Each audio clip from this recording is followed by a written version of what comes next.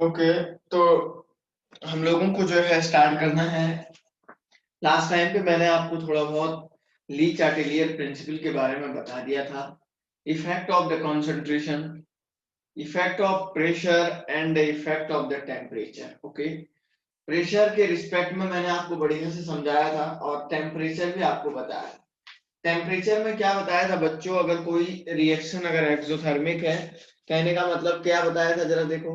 A plus B equal to, मान के चलो C है, यहाँ पे डेल्टा H की वैल्यू अगर नेगेटिव है, समझ रहे हैं क्या? यहाँ पे अगर डेल्टा H की वैल्यू अगर नेगेटिव है तो मतलब कहने का ये मीनिंग है ये एक्सोथर्मिक रिएक्शन होगी, ये रिएक्शन एक्सोथर्मिक होगी। अब क्वेश्चन ये है, क्वेश्चन क्या है बच्चों, जरा ध्यान से देखिए कि सपोज अगर यहाँ पे कोई आपसे अगर कहता है टेम्परेचर को इंक्रीज कर दीजिएगा, टेम्परेचर को इंक्रीज कर दीजिएगा, टेम्परेचर को इंक्रीज कर दीजिएगा, तो टेम्परेचर को इंक्रीज करने का मीनिंग हो गया कि इस फॉरवर्ड डायरेक्शन में यहाँ पे इंक्रीज होगा टेम्परेचर, यहाँ पे टेम्परेचर इंक्रीज होगा। मैंने लास्ट टाइम पे बताया टेम्परेचर इस डायरेक्शन में इंक्रीज हो रहा है। अगर कोई कहता है टेम्परेचर को डिक्रीज कर दीजिएगा तो टेम्परेचर इस डायरेक्शन में डिक्रीज होगा, है ना? ये बात मैंने आपको बताई थी। एक्सोथर्मिक के केस में हम बोल रहे हैं, जैसे मैंने लिखाया था N2 of the gas plus 3 of H2 of the gas equal to, हम कह रहे थे 2NH3 of the gas, delta H is equal to minus of 92 kilo joule per mole. अगर मैं टेम्परेचर को लो करता हूं, if temperature is decreases, temperature को डिक्रीज कर देता हूं, जरा ध्यान से देखिए, अगर मैंने लिखा मैं टेम्परेचर को डिक्रीज कर देता हूं, मतलब यहां टेम्परेचर कम हो रहा होगा, है ना? तो टेम्परेचर जहां कम होगा तो इक्विलिब्रियम वहां शिफ्ट होगा जहां पे टेम्परेचर ज्यादा हो रहा होगा। टेम्परेचर को कम करने से इक्विलिब्रियम उस डायरेक्शन में शिफ्ट होगा बच्चों, टेम्परेचर को कम करने से इक्विलिब्रियम उस डायरेक्शन में शिफ्ट होगा जहां पे टेम्परेचर इंक्रीज हो रहा होगा, या जिस डायरेक्शन में टेम्परेचर इंक्रीज हो रहा होगा इक्विलिब्रियम उस डायरेक्शन में शिफ्ट हो जाएगा। समझ में आ रही होगी शायद बात सभी को, क्या कह रहा हूं मैं कि भाई अगर टेम्परेचर को अगर आप लोग कम करोगे तो इक्विलिब्रियम हमेशा ध्यान रखिए उस डायरेक्शन में शिफ्ट होगा जहां टेम्परेचर बढ़ रहा होगा। तो टेम्परेचर अगर कम कर दिया तो इक्विलिब्रियम हमेशा हमेशा इधर चला जाएगा, मतलब अमोनिया के फॉर्मेशन को बढ़ाएगा, है ना? मींस अमोनिया के फॉर्मेशन को बढ़ाएगा। किसका केस लिया है? एक्सोथर्मिक का। ये लास्ट टाइम पे पढ़ा दिया है मैंने, तो मैं आज आपको एंडोथर्मिक का केस भी समझा देता हूं, ठीक है ना? एंडोथर्मिक में भी मैंने आपको थोड़ा बहुत बताया तो था, लेकिन अब थोड़ा सा देखिए क्या होता है।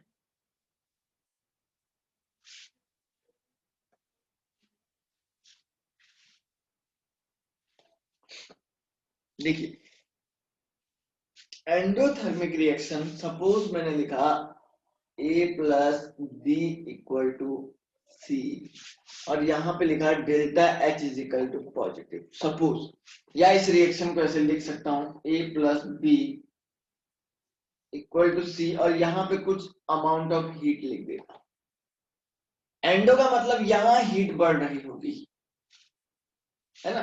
या डेल्टा H की वैल्यू क्या होगी? पॉजिटिव। एंडो का मीनिंग हो गया कि भाई प्रोडक्ट इस साइड में हीट बढ़ रही होगी, है ना? हीट यहां बढ़ रही होगी। अब मैंने लिखता हूं, अब मैं लिखूंगा टेम्परेचर इंक्रीजिंग। तो आप खुद बता दीजिए कौन से डायरेक्शन में टेम्परेचर इंक्रीज होगी। भाई टेम्परेचर हमेशा इधर को इंक्रीज होगी, क्यों?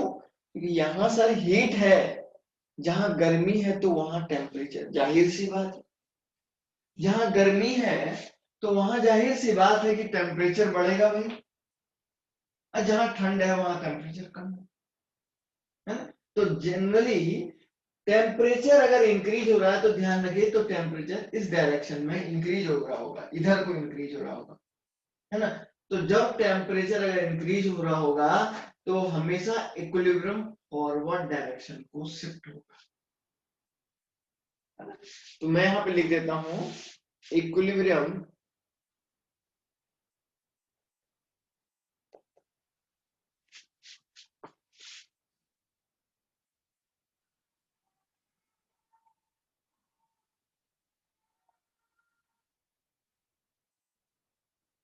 Equilibrium shift to forward direction.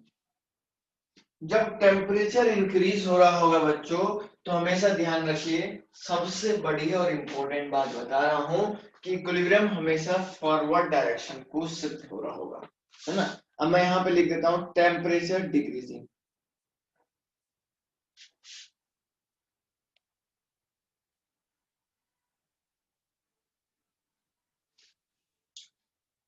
अब मैंने लिखा इफ टेम्परेचर डिक्रीजिंग। अब मैं लिख रहा हूं, जरा ध्यान से सुनिए, अगर टेम्परेचर को कम कर दीजिए, टेम्परेचर जो है डिक्रीज हो रहा है, तो जरा आप लोग खुद बताइए, टेम्परेचर डिक्रीज हो रहा है तो टेम्परेचर इस रिएक्शन में एंडोथर्मिक के केस में इस साइड को कम हो रहा होगा, इधर क्या होगा, लो टेम्परेचर होगा। तो जब टेम्परेचर डिक्रीज होगा तो इक्विलिब्रियम किधर शिफ्ट हो जाएगा, बैकवर्ड डायरेक्शन, है ना। इक्विलिब्रियम शिफ्ट में आप लिख देता हूं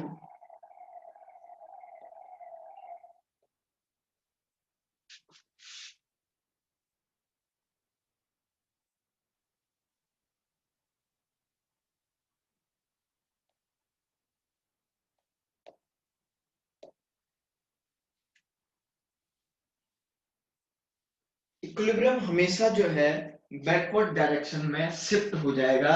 इस बात को आप लोग नोट कर लीजिएगा, इसको देख लीजिएगा बढ़िया से।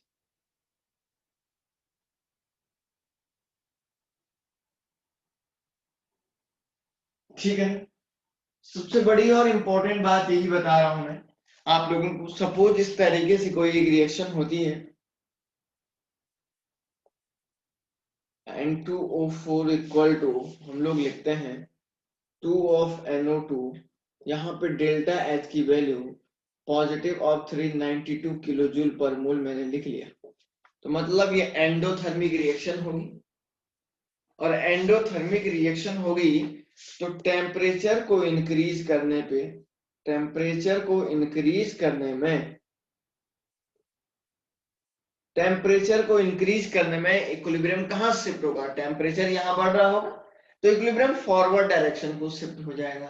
तो जब, ठीक है ना, टेम्परेचर को जब मैंने कहा कि भाई जो है इक्विलिब्रियम जो है कहां चला जाएगा बच्चा, फॉरवर्ड डायरेक्शन को चला जाएगा। कब, जब आपने टेम्परेचर को इंक्रीज किया, तो मतलब प्रोडक्शन, और मैं क्या लिखूंगा, तो जिस डायरेक्शन में इक्विलिब्रियम शिफ्ट हो जाएगा तो वहां जो बन रहा होगा उसका प्रोडक्शन और बढ़ेगा, तो प्रोडक्शन ऑफ किसका, NO2 इंक्रीज हो रहा होगा। क्यों? क्योंकि सर जिस डायरेक्शन में इक्विलिब्रियम चला जाता है बच्चों, वहां पे जो चीज होगी उसका प्रोडक्शन खुद ही बढ़ जाता है ना। क्योंकि इक्विलिब्रियम हमेशा क्या होता है, बैलेंस करने के मूड में रहता है, हमेशा जो है सामने वाले को बैलेंस करना चाहता है।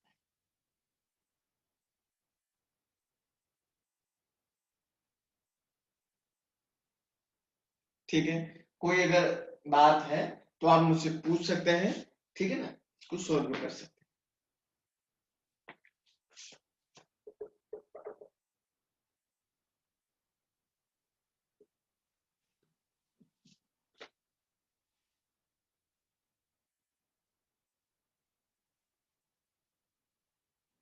ठीक है बेटा, कोई अगर किसी को कुछ भी दिक्कत है तो आप पूछिए, अगर कहीं पे कोई भी अगर क्वेश्चन माइंड में है तो आप पूछ।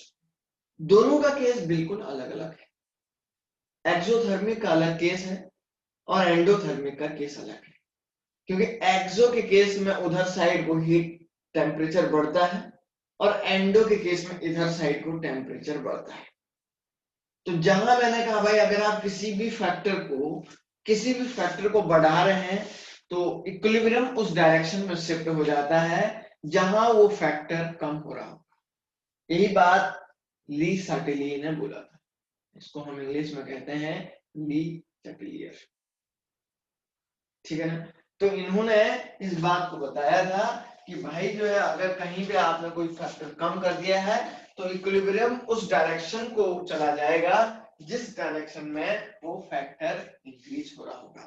इससे रिलेटेड एक बहुत इंपॉर्टेंट क्वेश्चन मैं यहाँ पे बता रहा हूं, देखिए एग्जामिनेशन में जेई एडवांस के पेपर में भी आया था, हो सकता है ये मेंस में भी आ जाए क्योंकि अब आसान हो गया है ये, उतना ज्यादा कुछ टफ तो बहुत है भी नहीं ये, ठीक है। देखिए क्वेश्चन क्या आया था मैं आपको बताता हूँ। उसने एक ग्राफ खींचा था, time versus percentage of ammonia, इस रिएक्शन के लिए रिएक्शन दिया था N2 plus 3H2 equal to, gas में है सब तीनों के तीनों, 2NH3 और डेल्टा H इजिकल टू लिखा था -92 किलो जूल पर मोल, ठीक है ना। इस रिएक्शन के लिए एक ग्राफ खींचा था और आपसे कुछ ऐसा लिखा ये था, ये परसेंटेज ऑफ अमोनिया है,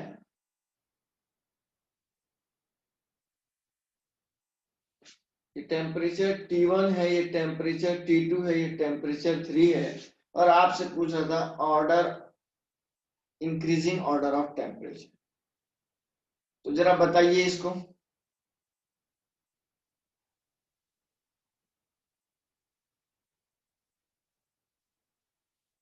जरा बताइए, बहुत इंपॉर्टेंट क्वेश्चन, करो इसको जरा।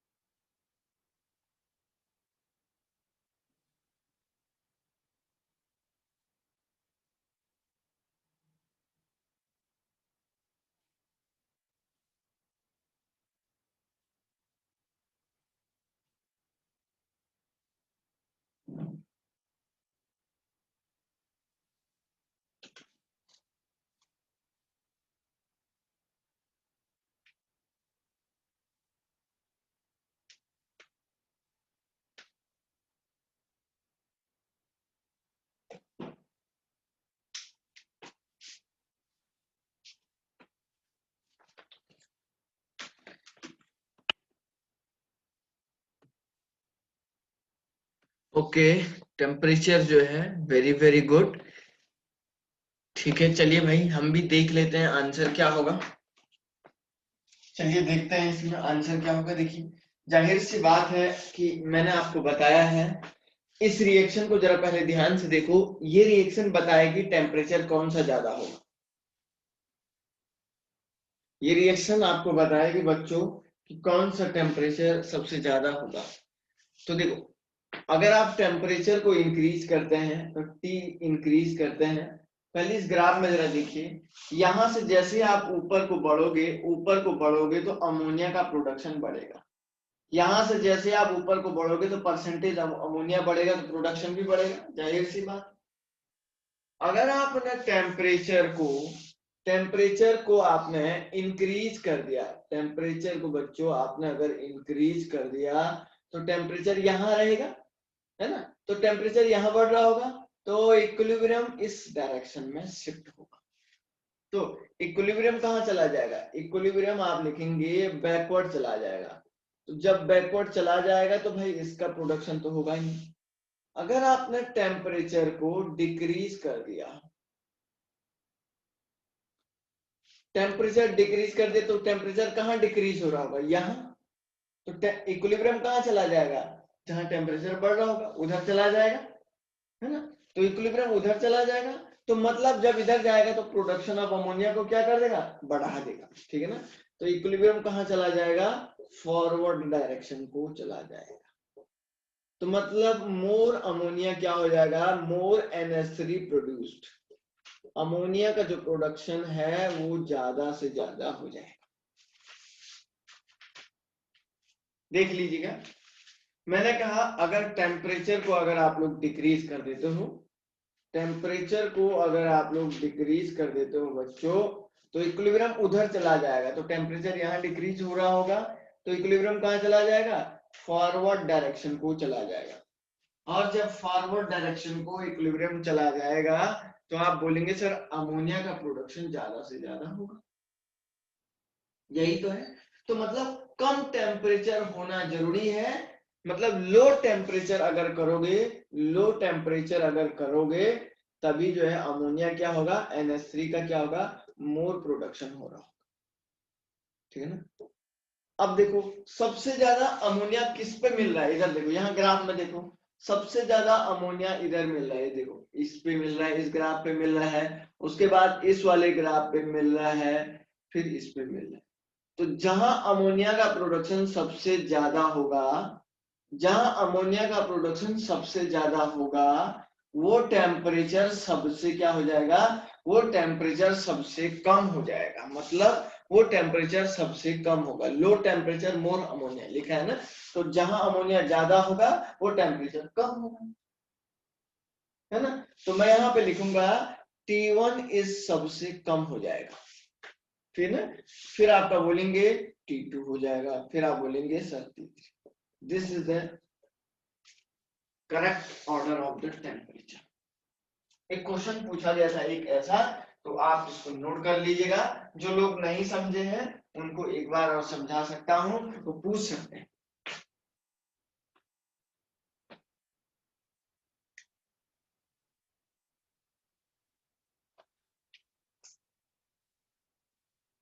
बोले अगर कोई डाउट है किसी को तो।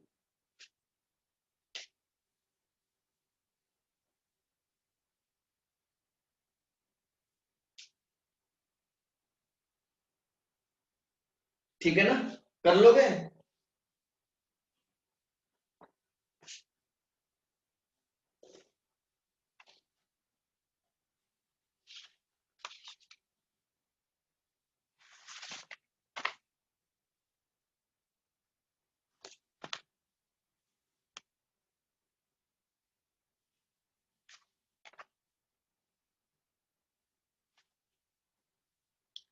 बोलो भाई, हो जाएगा ना बेटा। चलिए आगे बढ़े इसमें।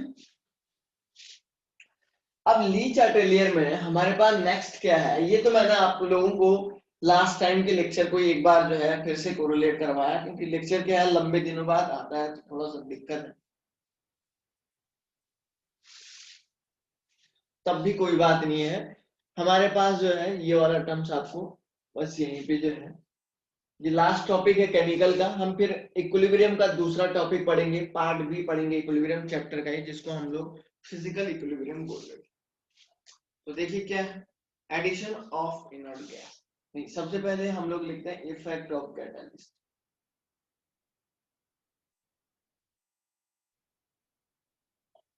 कोई भी कैटलिस्ट, मैंने आपको पहले से बताया है, कोई भी कैटलिस्ट जो है डज नॉट इफेक्ट इक्विलिब्रियम।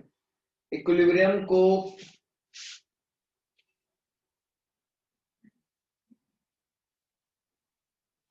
यहाँ पे इफेक्ट लिखना भूल गया हूँ।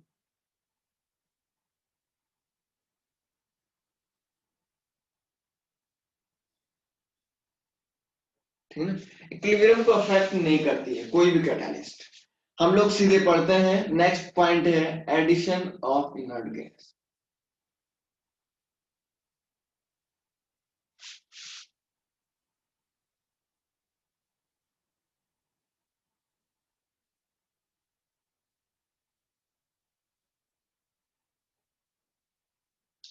Addition of inert gas. Inert gas का एडिशन हम लोग अगर करवाते हैं तो जरा ध्यान से देखिए किसको बोला जाता है ना, एडिशन ऑफ इनर्ट गैस। ठीक है ना, जनरली हम लोग इनर्ट गैस के एडिशन को अगर किसी इक्विलिब्रियम सिस्टम में, किसी क्लोज सिस्टम में या किसी सिस्टम में आप इनर्ट गैस को ऐड करते हैं तो उसको जनरली दो कंडीशन पे किया जाता है। पहला आप कांस्टेंट वॉल्यूम पे करते हैं, दूसरा आप कांस्टेंट प्रेशर पे करते हैं। तो जब कांस्टेंट वॉल्यूम पे आप इक्विलिब्रियम सिस्टम में इनर्ट गैस को ऐड करते हैं तो क्या इफेक्ट पड़ता है, इक्विलिब्रियम किधर को जाता है। और कांस्टेंट प्रेशर पे जब आप लोग इनर्ट गैस को ऐड करते हैं तो उस टाइम पे इक्विलिब्रियम पे क्या इफेक्ट पड़ेगा, ये दोनों चीजें आपको पढ़नी है। आइए सीखते हैं बढ़िया से। इनर्ट गैस का मतलब होता है बच्चों, कोई हीलियम गैस हो सकता है, नियोन गैस हो सकता है, आर्गन गैस, ये जो गैसेस हैं इनमें से किसी एक गैस को ऐड करने की बात। तो सबसे पहले हम लोग पढ़ते हैं add constant volume.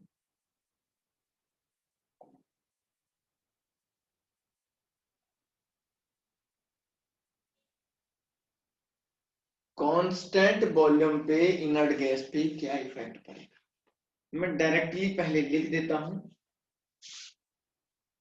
At constant volume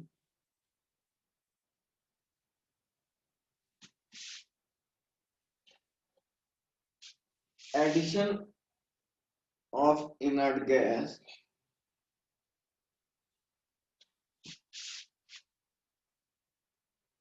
does not affect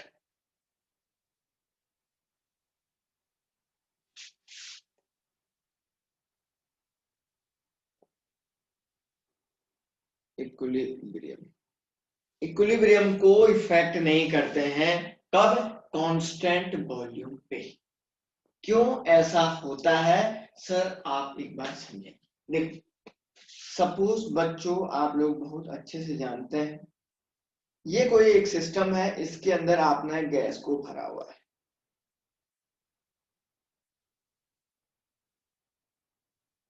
ये रिएक्शन है ए टू बी। इस रिएक्शन के बीच में जरा ध्यान से देखिए, इस रिएक्शन में इक्विलिब्रियम स्टेबलिश है, ये गैस इसमें भरी हुई है।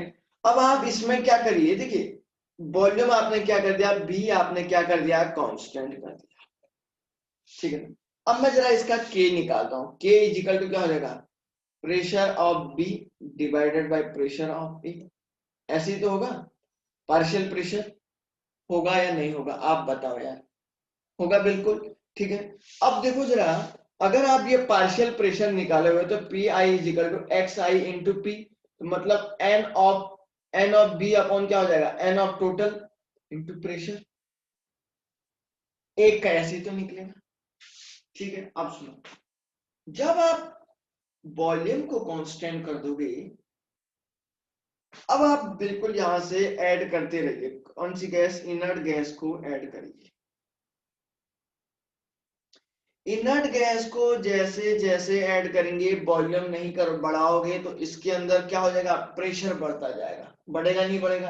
अरे भाई एक कमरा है, कमरा तो फिक्स है, उसमें 10 लोग आते हैं, अब उस कमरे के को तो आप खिसका नहीं पाओगे।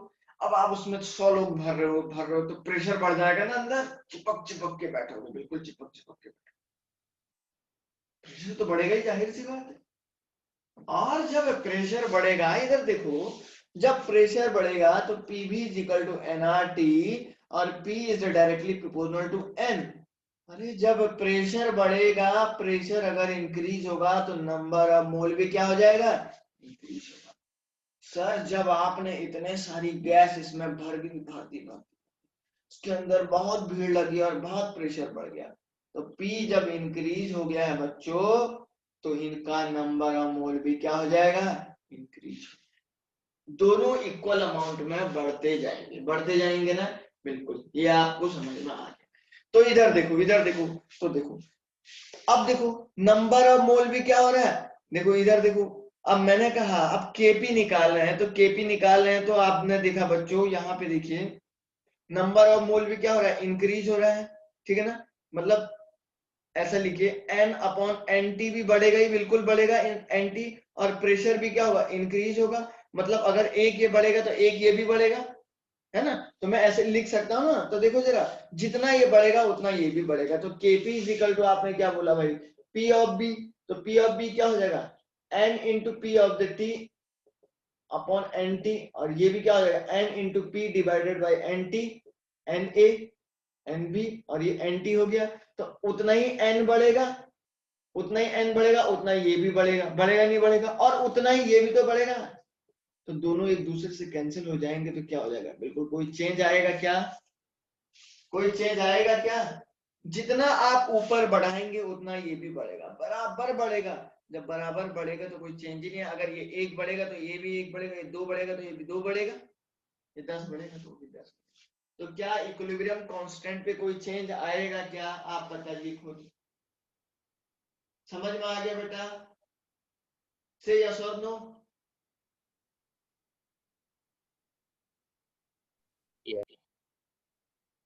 किसी को एक बार और समझना है तो बोले, बोलिए,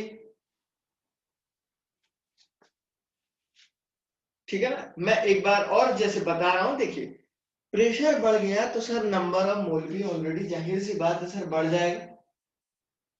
और जब नंबर ऑफ मोल बढ़ जाएंगे बच्चों, जरा ध्यान से देखो, नंबर ऑफ मोल जब धीरे धीरे ऑटोमेटिकली बढ़ रहे होंगे, तो आपने देखा कि भाई अब केपी ऐसे निकालते हैं, P of B upon P of A, P of B upon P of ए।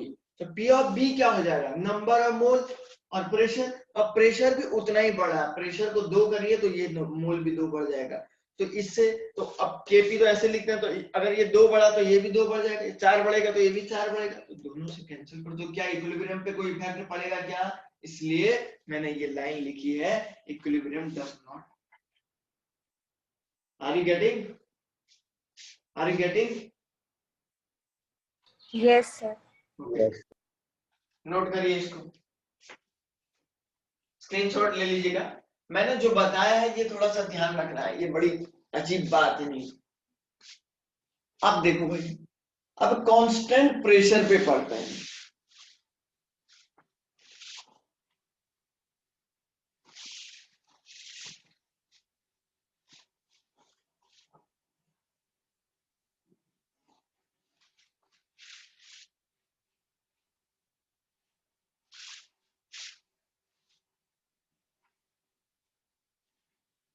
अब आपको कांस्टेंट प्रेशर पे पढ़ते हैं।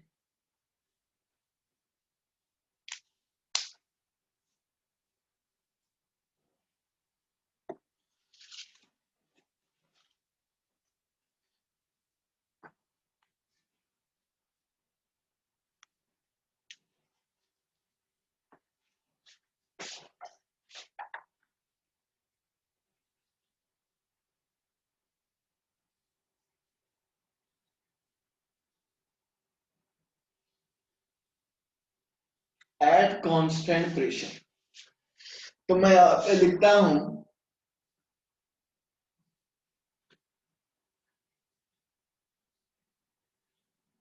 at constant pressure,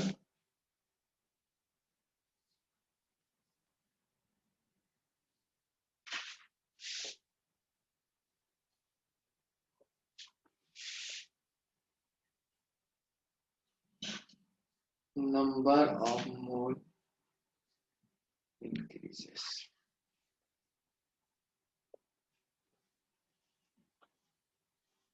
अब आप थोड़ा सा ध्यान से सोचो बच्चों, आप थोड़ा सा ध्यान से सोचो, प्रेशर को आपने कांस्टेंट तो कर दिया, लेकिन वॉल्यूम तो बढ़ेगा ही ना सिस्टम का। इधर देखो,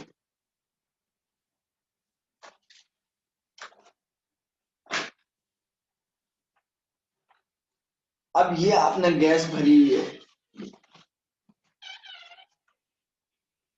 प्रेशर आपने क्या बोला सर, कांस्टेंट। अब आप इनर्ट गैस को ऐड करते जा रहे हैं, एडिशन ऑफ इनर्ट गैस कर रहे हैं,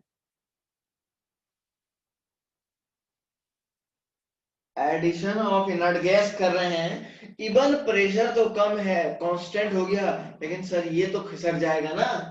अब वॉल्यूम कांस्टेंट थोड़े ना है यार, आप खुद सोचो, ये तो खिसकता जाएगा ना, नहीं खिसकेगा क्या? तो वॉल्यूम क्या होता जाएगा? वॉल्यूम तो सर, वॉल्यूम तो इंक्रीज होता जाएगा। जब आपने, अब देखो बच्चों, प्रेशर फिक्स कर दिया, अब गैस को बढ़ाएंगे बढ़ाएंगे, गैस को इसके अंदर डालोगे डालोगे तो ये वाला जो है, ये जो पिस्टन जो इस पर ढक्कन लगाया है, ये ढक्कन खिसक के इधर भी आ जाएगा, आएगा नहीं आएगा? तो ऑलरेडी वॉल्यूम तो बढ़ गया है सर, वॉल्यूम तो ऑलरेडी बढ़ गया है, ठीक है ना? तो इक्विलिब्रियम वहां शिफ्ट होगा जहां वॉल्यूम क्या हो रहा होगा, जहां वॉल्यूम कम हो रहा होगा। इक्विलिब्रियम वहां शिफ्ट होगा बच्चों जहां वॉल्यूम कम हो रहा होगा।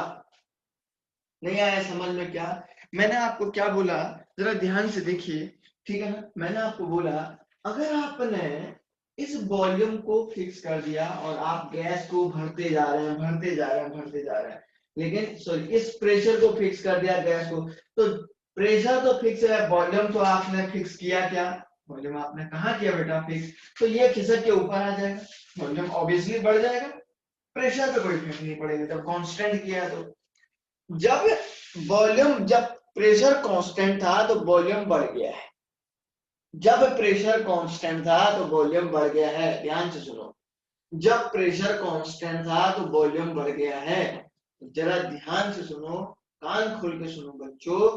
तो ऑलवेज इक्विलिब्रियम उस टाइम पे उस डायरेक्शन में शिफ्ट हो जाएगा जहां वॉल्यूम कम हो रहा होगा, इक्विलिब्रियम उस डायरेक्शन में शिफ्ट हो जाएगा जहां वॉल्यूम कम हो रहा होगा, ठीक है ना?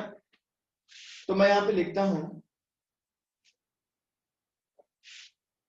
इफ P इज कांस्टेंट, थोड़ा शॉर्ट लैंग्वेज में, ये जनरली लिखा नहीं जाता है तब भी मैं लिख रहा हूं, वॉल्यूम क्या हो रहा होगा, इंक्रीजिंग, ठीक है ना? So hence equilibrium shift where volume of gas decreasing. तो इक्विलिब्रियम हमेशा बच्चों उस डायरेक्शन में शिफ्ट हो जाएगा जहां गैस का वॉल्यूम कम हो रहा होगा। अब सुनो, इधर सुनो, इधर सुनो सर, गैस का वॉल्यूम कहां कम हो रहा होगा, जहां प्रेशर बढ़ रहा होगा। सर गैस का वॉल्यूम कहां कम हो रहा होगा, जहां प्रेशर बढ़ रहा होगा। तो प्रेशर कहां बढ़ेगा, प्रेशर कहां बढ़ेगा, जहां नंबर ऑफ मोल क्या हो रहे होंगे, इंक्रीज हो रहे होंगे ना, जहां नंबर ऑफ मोल क्या हो रहे होंगे, इंक्रीज हो रहे होंगे। अभी बताया था ना मैंने, P directly proportional to N बताया था ना अभी। तो प्रेशर कहां, तो सुनो, वॉल्यूम कहां कम हो रहा होगा, जहां प्रेशर बढ़ा होगा,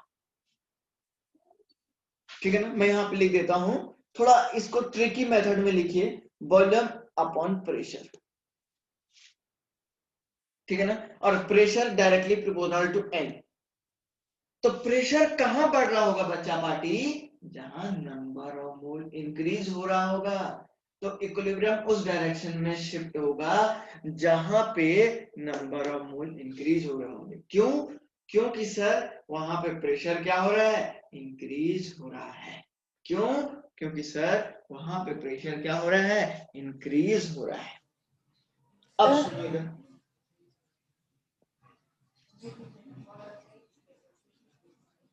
सर हम्म, सर अभी तो हम लोग एट कांस्टेंट प्रेशर कर रहे हैं ना, इक्विलिब्रियम की इफेक्ट जब हम इनर्ट गैस को ऐड करेंगे तो फिर प्रेशर कैसे इंक्रीज होगा? प्रेशर तो कांस्टेंट, प्रेशर तो हमें कांस्टेंट लेकर प्रेशर चलना है हमने ना। फिक्स कर दिया, बिल्कुल सही कह रही है, बिल्कुल सही कह रही है। देखो जरा ध्यान से, प्रेशर वो कह रही है सर हमने फिक्स कर दिया। सही है बेटा, फिक्स कर दिया, कोई दिक्कत नहीं है ना। आपने सिस्टम के प्रेशर को तो फिक्स किया, लेकिन वॉल्यूम को ऑब्जर्व आप करने के लिए एक ट्रिक सोचेंगे ना। वॉल्यूम को कैसे ऑब्जर्व करोगे, मोल के रिस्पेक्ट में ही करोगे। वॉल्यूम का तो कोई कंसेप्ट ही नहीं है ना हमारे पास। आप खुद बताओ, वॉल्यूम को आप कैसे चेक करोगे, आप बताओ खुद। आप वॉल्यूम को कैसे जो है, ठीक है ना, आप बच्चों वॉल्यूम को कैसे जो है, हम लोग जनरली क्या बोलते हैं, हम लोग बोलते क्या है मैं आपको बताता हूं। हमारे पास क्या होता है जनरली,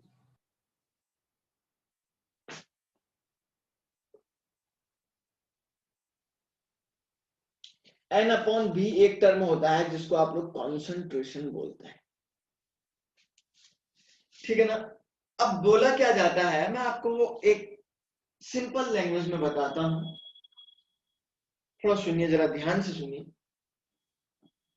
सिंपल लैंग्वेज में मैं आपको बताता हूं, थोड़ा सोचने वाली बात है। जनरली इक्विलिब्रियम वहां शिफ्ट होता है,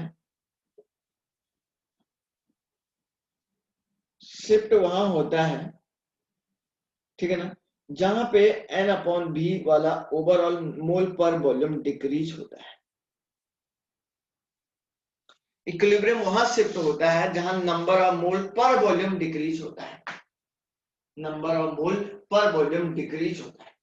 तो वॉल्यूम ऑलरेडी अगर बढ़ रहा है ना, वॉल्यूम अगर ऑलरेडी बढ़ रहा है तो जरा ध्यान से देखिए, वॉल्यूम अगर आप कहेंगे कि सर ऑलरेडी बढ़ रहा है तो number of mole overall term को कैसे डिक्रीज कराएं, वो हमको देखना है। अब मैं डायरेक्टली तो देख नहीं पाऊंगा भाई, अब गैस का तो भाई ऑब्जर्व बिहेवियर ही हमको पता लगता है प्रैक्टिकली। लेकिन अगर आप नॉर्मली अगर सोचेंगे कि प्रेशर तो मैंने आपको बताया कि ये फिक्स है, तो क्या नंबर ऑफ मोल क्या फिक्स हो सकते हैं क्या? आप खुद बताओ, अगर मैंने इस सिस्टम का प्रेशर फिक्स कर दिया तो क्या नंबर ऑफ मोल क्या फिक्स हो सकते हैं क्या? नहीं होंगे ना, नंबर ऑफ मोल तो फिक्स होंगे ही नहीं, नंबर ऑफ मोल तो बच्चों फिक्स होंगे ही नहीं। तो हम लोग एक इसका जो है एक ऑटोमेटिकली एक रैंडम वे निकालते हैं कि हमको वॉल्यूम जो है उस डायरेक्शन में जाना है जहां नंबर ऑफ मोल क्या हो रहे होंगे, जहां हम लोग बोलते हैं नंबर ऑफ मोल क्या हो रहे होंगे, इंक्रीज हो रहे होंगे। मैं यहाँ पे लिख देता हूं,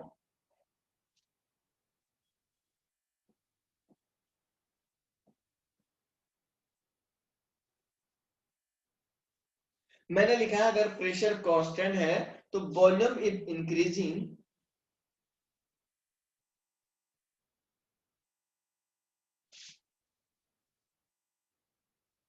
सुनो इसको थोड़ा और लैंग्वेज सही से लिख देता हूं।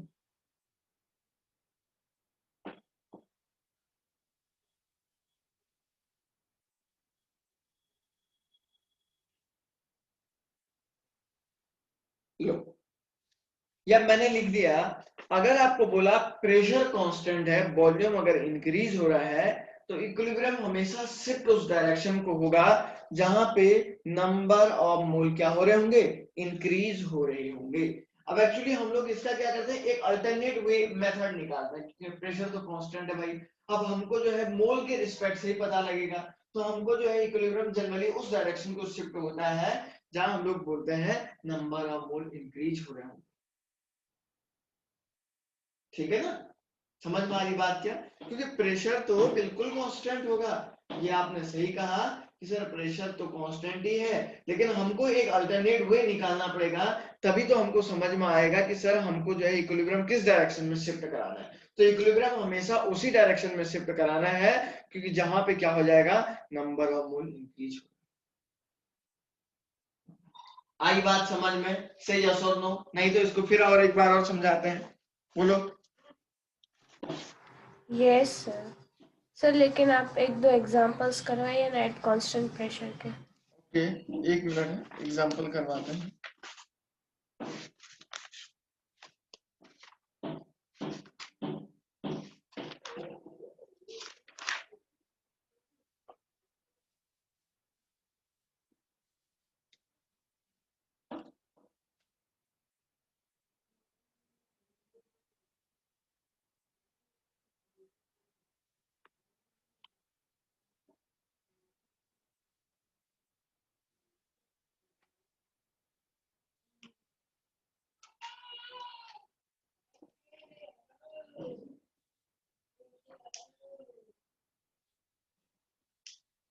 या इसको मैं एक नए मेथड से भी आपको समझा सकता हूं, चाहे तो आप बोलते हैं तो।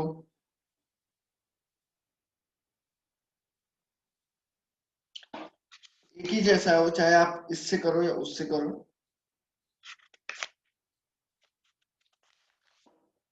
जैसे मैं आपको एक टर्म देता हूं, इधर देखो।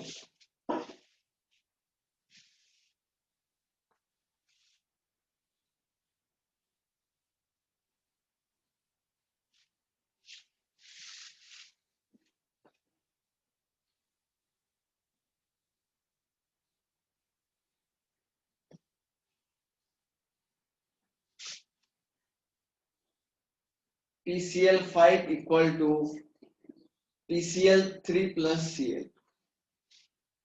तो Kp इज इक्वल टू क्या हो जाएगा, pressure of PCl3 into pressure of Cl2 pressure of PCl5। ऐसा। अब प्रेशर को आपने क्या कर दिया, कांस्टेंट कर दिया है ना। तो आप बोलेंगे इक्विलिब्रियम कहां शिफ्ट होगा। देखो भाई, ये वाला टर्म आप जानते हैं, ये वाली जो लाइन है ये फॉरवर्ड डायरेक्शन की है ना, और ये आपका बैकवर्ड डायरेक्शन का। ऐसे भी इसको ट्रिक से याद रखिए। तो इस पे से ये कट गया तो ये वाला टर्म बचा है, ये कहाँ को बचा हुआ है, फॉरवर्ड का। तो इसलिए आप लोग क्या बोलेंगे, इक्विलिब्रियम किधर शिफ्ट हो जाएगा, इक्विलिब्रियम सर जो है फॉरवर्ड को हो जाएगा। एक अल्टरनेट मेथड ये है। दूसरा मैं आपको बताता हूँ, कांस्टेंट प्रेशर पे इक्विलिब्रियम वहां शिफ्ट होगा जहां नंबर ऑफ मोल इंक्रीज हो रहे होंगे। इस साइड नंबर ऑफ मोल 2 है, इस साइड 1 है। नंबर ऑफ मोल इधर शिफ्ट है तो इक्विलिब्रियम कहां शिफ्ट हो जाएगा, फॉरवर्ड डायरेक्शन को शिफ्ट हो। ठीक है ना, ये अल्टरनेट मेथड है। इस प्रेशर ये भी क्या होगा, देखो इसको मैंने कैंसिल क्यों किया, ये भी P हो जाएगा, ये भी P हो जाएगा, तो एक P इधर का बचा हुआ है ना, इसको भी P मानेंगे। समझ रहे हैं, आया बेटा समझ में।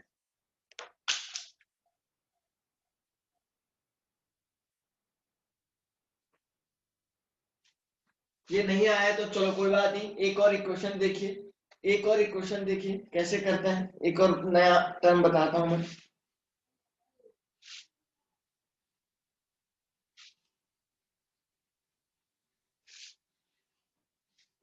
देखिए एक और क्वेश्चन देखिए,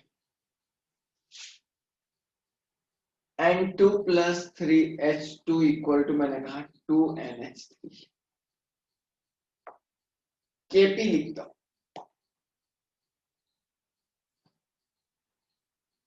NH3 square divided by N2 into Q।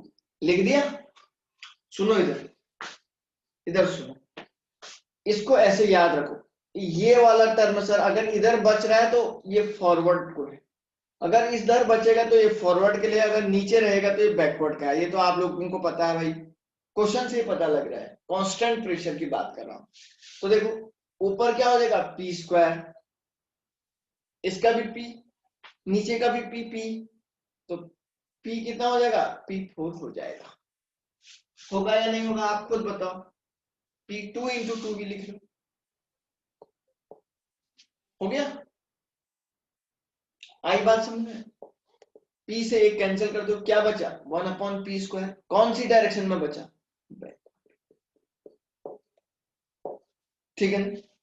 तो इनर्ट गैस को अगर ऐड करेंगे कांस्टेंट प्रेशर पे, addition of inert gas at constant pressure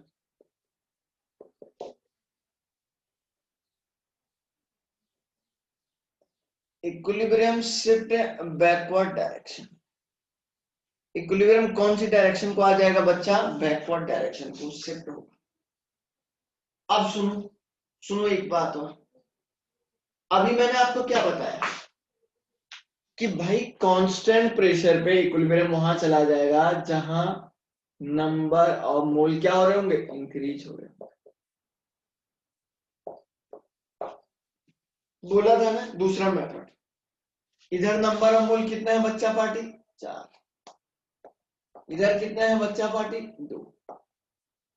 तो इनर्ट गैस को अगर कांस्टेंट प्रेशर पे ऐड करोगे तो इक्विलिब्रियम कहां शिफ्ट होगा? बैकवर्ड डायरेक्शन को।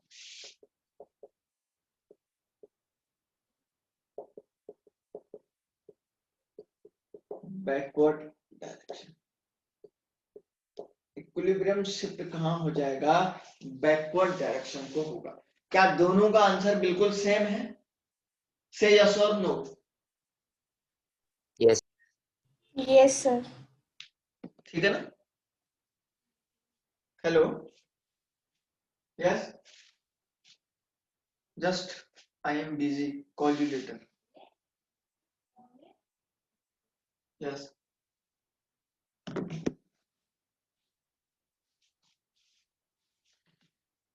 तो बच्चों, एक ऐसा क्वेश्चन आप लोगों के पास है जो आपको थोड़ा सा ध्यान रखना है। क्लियर हुई यहां तक बात? अगर किसी को कोई दिक्कत है तो वो स्टूडेंट मुझसे पूछ सकता है। ठीक है ना। आइए सीखते हैं, एक नई बात आपको बताने जा रहा हूं। आप चाहे तो इससे भी कर सकते हैं, इससे भी कर सकते हैं। मेरे पास दो मेथड है भाई।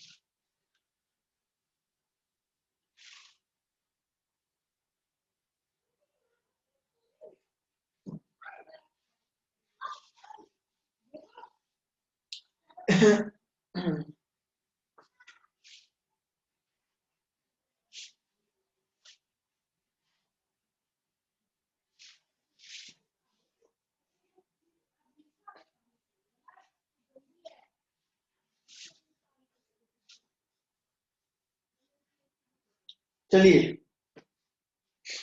सुनो, एक इक्वेशन लिखा मैंने, N2 plus N2 of the gas plus 3H2 of the gas equal to मैं लिखता हूं 2NH3 delta H equal to मैं लिखता हूं -192 किलो जूल पर मोल। आपको इक्विलिब्रियम की डायरेक्शन ऑफ इक्विलिब्रियम चेक करना है घर में, अपने घर पे करना है। ऑफ इक्विलिब्रियम किस डायरेक्शन में शिफ्ट होगा? पहला तो अगर मैं लिखता हूं, पहला तो मैं लिखता हूं on increasing concentration, concentration note करिए। दूसरा मैं लिखता हूं ऑन इंक्रीजिंग प्रेशर, ठीक है। तीसरा मैं लिखता हूं, हर उस पे चेक करना आपको, इंक्रीजिंग टेम्परेचर। चौथा मैं लिखता हूं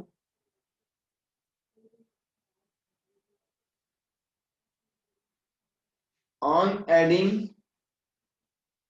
helium gas at constant volume and constant pressure. किसी को अगर दिक्कत है वो अभी पूछ लीजिएगा, और इस क्वेश्चन को अपने घर में बढ़िया से आराम से करिए सॉल्व।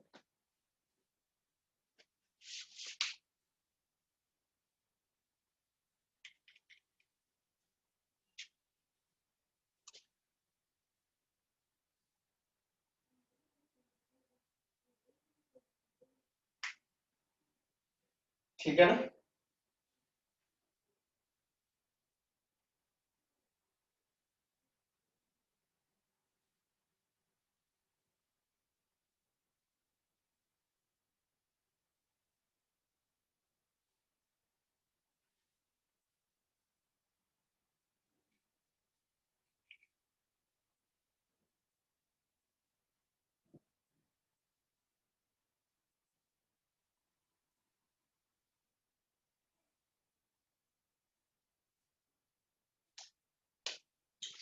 चलिए भाई, अब सुनो, आप लोगों को एक बात बता देता हूँ, ठीक है ना। ये टर्म तो आपने सॉल्व कर दिया होगा, इसमें से अब थोड़ा सा आगे बढ़ जाते हैं। आगे बढ़ने का क्या मीनिंग है, आगे बढ़ने का क्या मीनिंग है वो मैं आपको बता रहा हूँ। एक इंपॉर्टेंट बात और आपको बतानी है, एक क्वेश्चन एग्जामिनेशन में पूछा जाता है कभी कभार, उस क्वेश्चन के बेस पे इक्विलिब्रियम वाले चैप्टर का पार्ट एक कंप्लीट हो गया है, जिसका नाम था केमिकल इक्विलिब्रियम। दूसरा हमारे पास फिजिकल इक्विलिब्रियम है, फिजिकल इक्विलिब्रियम को स्टार्ट करेंगे, वो भी जल्दी से कंप्लीट हो जाएगा। देखिए जरा, सपोज मैं अब एक इंपॉर्टेंट बात लिखता हूं, इसका डेरिवेशन आपके पास तो नहीं है, relation between alpha P and temperature. Generally ये क्या है, कभी कभी क्या होता है, एक क्वेश्चन आता है जहां पे अल्फा इजिकल टू, आप लोगों को पता होना चाहिए, डिग्री ऑफ डिसोसिएशन, डिसोसिएशन या इसको बोला जाता है डिग्री ऑफ आयोनाइजेशन भी इसको बोलते हैं। P इक्वल टू आपका प्रेशर हो गया, T is equal to temperature. कभी एक क्वेश्चन आता है जब कभी आपको डिग्री ऑफ डिसोसिएशन पूछ देता है, टेम्परेचर और प्रेशर देता है, ठीक है ना, टेम्परेचर और प्रेशर देता है, ये सब चीजें कभी कभार आपसे पूछ देता है। तो इसके लिए हमारे पास एक इक्वेशन है बच्चों, alpha is equal to T1P2 minus T2P1 divided by T1P2, ठीक है ना, T1 T2P1। हमारे पास एक इक्वेशन है जिसको हम डिग्री ऑफ डिसोसिएशन के लिए निकालते हैं। हम इस फॉर्मूले को ऐसे ऐसे निकालते हैं, आपको पढ़ा होगा ना, P1 upon T1 is equal to P2 upon T2, ऐसे निकालते हैं ना। तो P1 T2 is equal to क्या हो जाएगा, P2 T1। तो इसी से इसको जनरेट करके कोरिलेट करके निकाला गया है, इसी इक्वेशन से जनरेट कोरिलेट करके इसको निकाला गया है। कभी कभी क्या होता है, इसके बेस पे क्वेश्चन पूछे जाते हैं, कभी कभी बच्चों इसके बेस पे क्वेश्चन पूछे जाते हैं, इसलिए फॉर्मूला बहुत इंपॉर्टेंट है, इसलिए मैं आपको लिखवा। आइए, एक बहुत इंपॉर्टेंट क्वेश्चन में लिखवा रहा हूं जो एग्जाम में 3 या 4 बार पूछा गया है। यहाँ पे लिखा हुआ है 1 mole of N2O4 gas at 300 Kelvin is kept in a closed container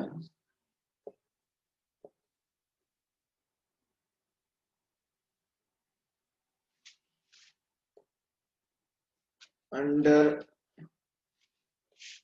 1 atm pressure.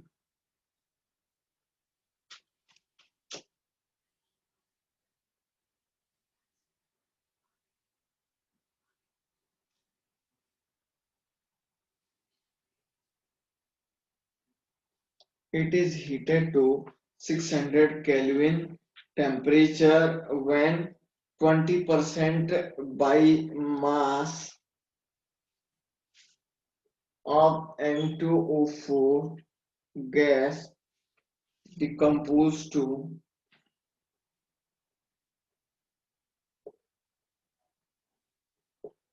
NO2O gas. The resultant pressure is.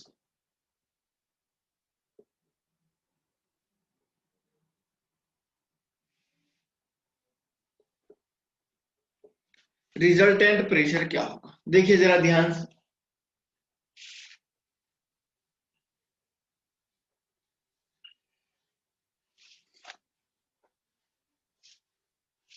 देखिए इस क्वेश्चन को थोड़ा पढ़िए पहले।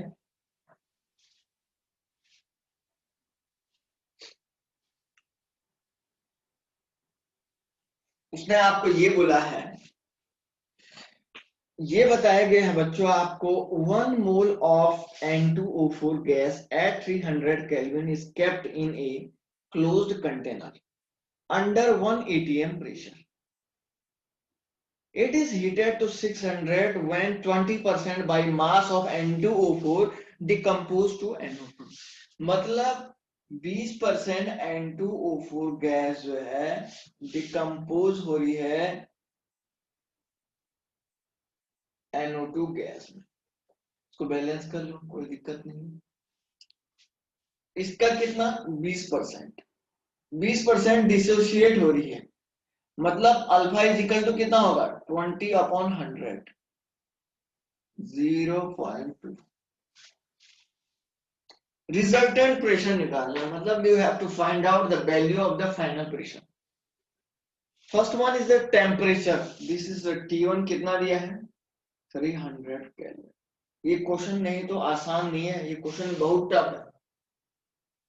अगर आपको रिलेशन पता नहीं है तो बहुत टाइम लगेगा इस क्वेश्चन को, कर ही नहीं पाएंगे, कोई मतलब ही नहीं बनता दूर दूर तक, ठीक है ना। टेम्परेचर 2 भी उसने दिया हुआ है, ये T1 है और यहीं पे T2 भी दिया हुआ है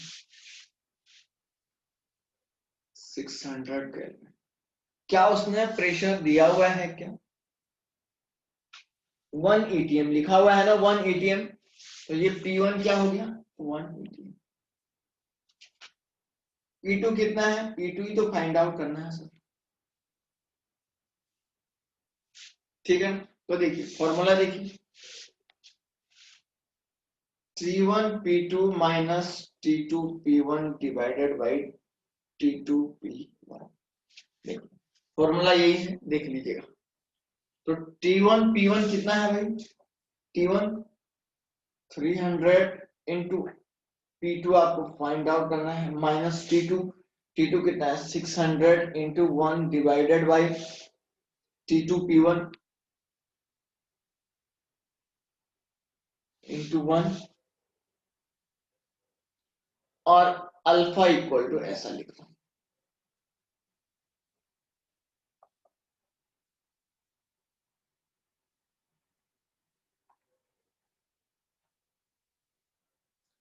तो अल्फा इक्वल टू इतना लिख लिया, तो देखो अल्फा की वैल्यू कितनी है 0.2 इंटू 600, इसको इधर ला लो इक्वल टू 300 P2 माइनस 600 कर दिया।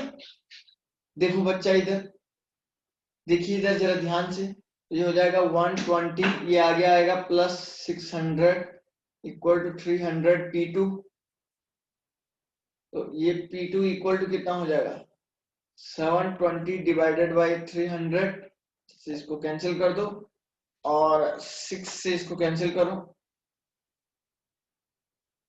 12 डिवाइडेड बाई 5, 12 डिवाइडेड बाई 5 यहाँ पे आएगा, ये 2.4 atm आ जाएगा। This is the final answer, देख लीजिएगा, बढ़िया से इसको सॉल्व करना सीखिए, है ना, नोट कर लीजिएगा। कहीं पे कोई डाउट है तो अच्छे से देखिए फिर पूछिए, किसी को अगर कहीं पे कोई डाउट है तो पूछिए अच्छे से।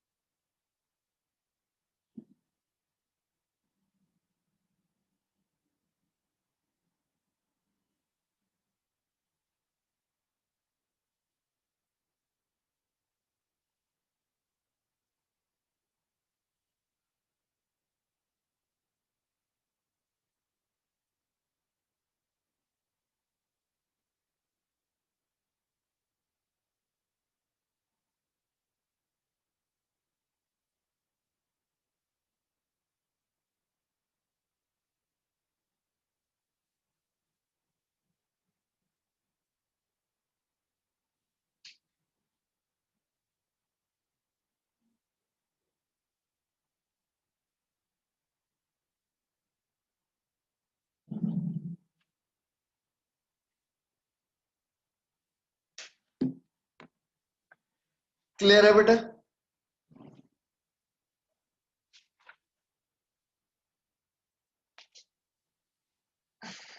Yes sir. चलिए एक क्वेश्चन सॉल्व करते हैं जरा। एक क्वेश्चन है बच्चों, जरा आप लोग ही इसको सॉल्व करें, ठीक है ना?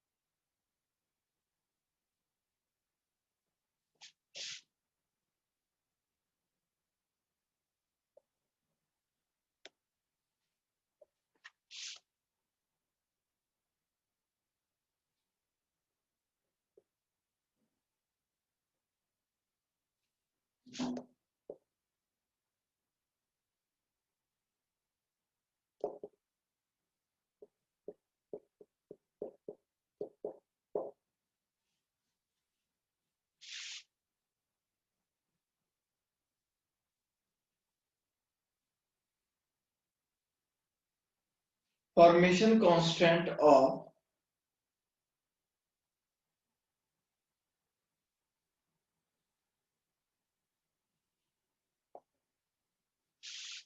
फॉर्मेशन कांस्टेंट का मतलब है इक्विलिब्रियम कांस्टेंट ही निकालना है, बस नाम चेंज करके दीजिए आप। ऐसा एक कंफ्यूजन वाला क्वेश्चन भी दे सकता है आपको, तो जरा करो इसको सॉल्व।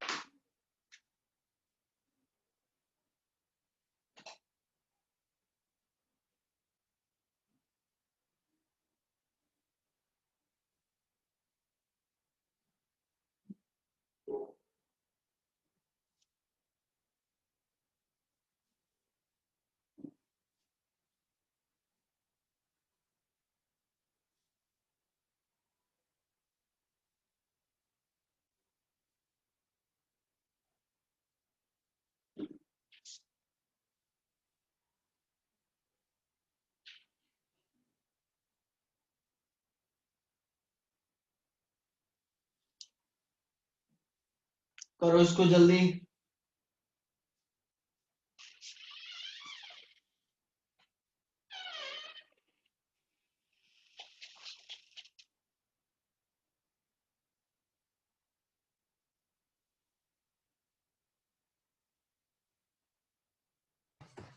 सर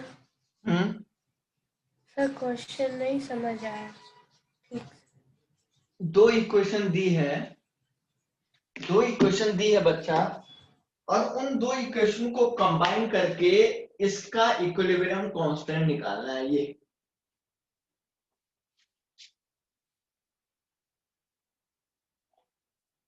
दो इक्वेशन दी है, इसका इक्विलिब्रियम कांस्टेंट निकालना है।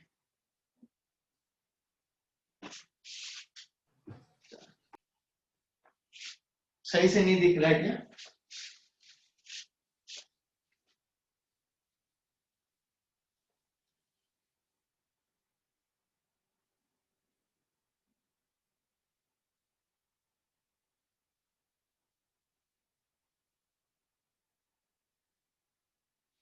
इसका इक्विलिब्रियम कांस्टेंट निकालना है।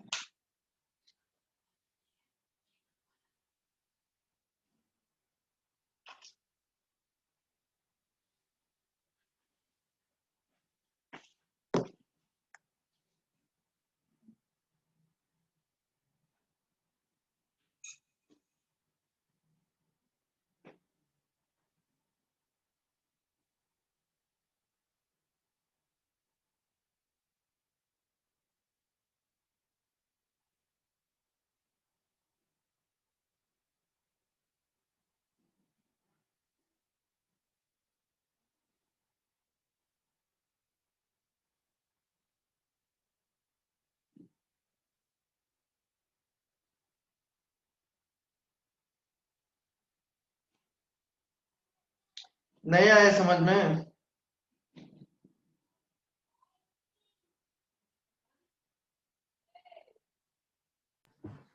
सर आ गया, 2 मिनट सॉल्व कर रहे हैं।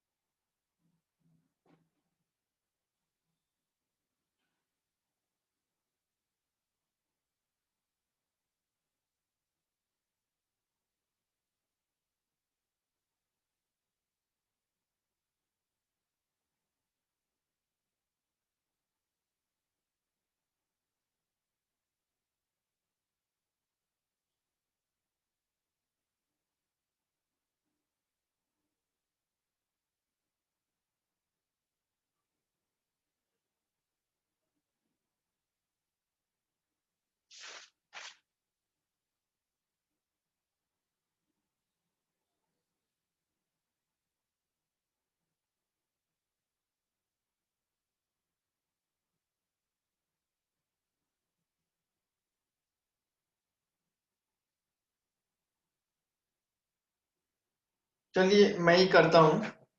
अरे ये बड़ा सिंपल क्वेश्चन है, समय नहीं गंवाना है इसमें। चलिए देखिए, इसका निकालना है ना, इधर देखो, दोनों इक्वेशन को ऐड करो पहले।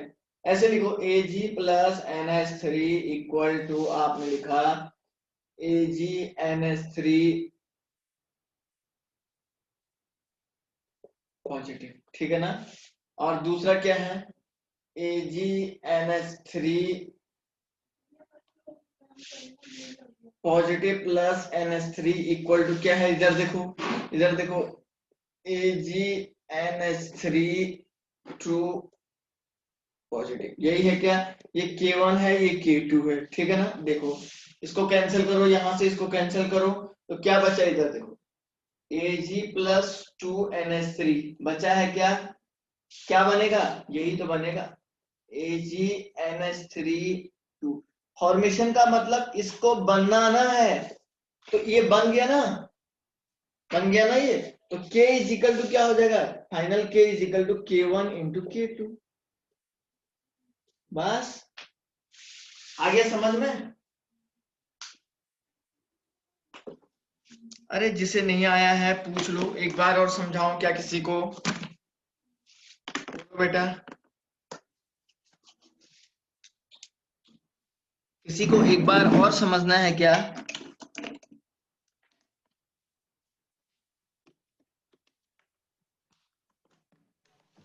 सर k1 इंटू k2 कैसे किया?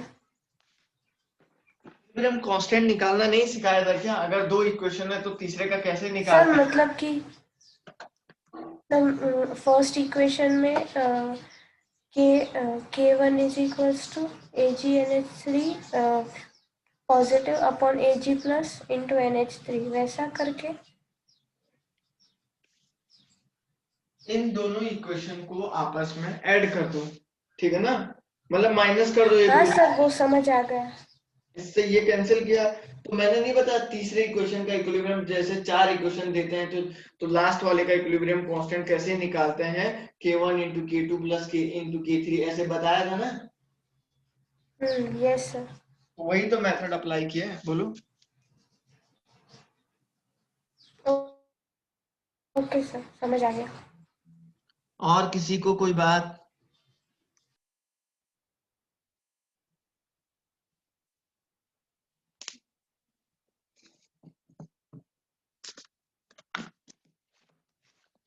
किसी के माइंड में अगर कुछ डाउट है तो पूछो।